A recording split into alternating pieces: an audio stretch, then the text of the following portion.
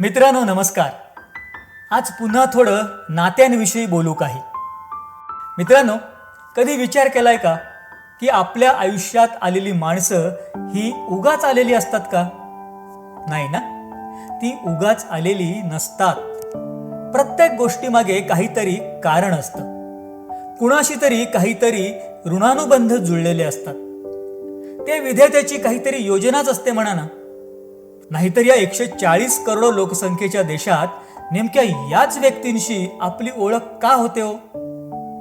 याचं उत्तर कोणीही देऊ शकत नाही, हे सुद्धा तेवढंच सत्य आहे. म्हणून मित्रांनो, जी नाती तयार होतात ना, ती नाती जीवापाड जपा.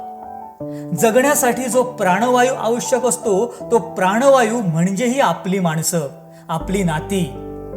अहो, रक्ताच्या नात्यांना काही चॉईस नसतोच, पण आपलेपणाच्या नात्यात तसं नसतं. It's mutual relation. मन जुळलं की झालं, आपोआप नातं तयार होतं. जे बंध खूप स्ट्रॉंग असतात ना, ते कोणाच्या सांगण्यानं किंवा विपरीत परिस्थितीत कधीच तुटत नाहीत. बघा, आपण खूप वाईट परिस्थितीतून जात असताना मित्राचे किंवा मैत्रिणींचे "अरे यार, मी आहे ना", हे एवढे शब्दच संजीवनीसारखे काम करतात.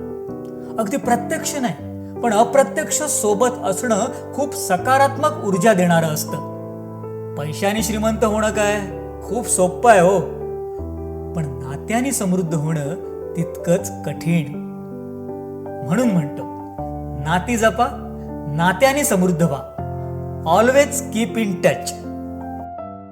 मेरे दिल की ये दुआ है, कभी दूर तू न जाए, तेरे बिना हो जीना बहुत कभी न आए, तेरे संग जीना यहाँ,